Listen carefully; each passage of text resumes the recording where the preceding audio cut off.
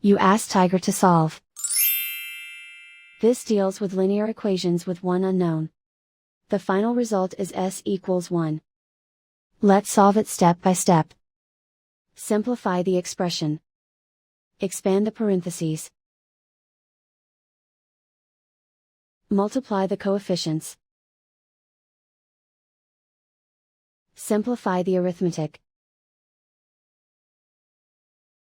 Group all constants on the right side of the equation.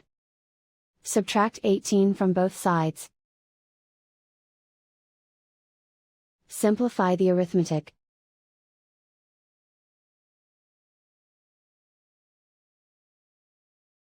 Isolate the s. Divide both sides by 18. Simplify the fraction.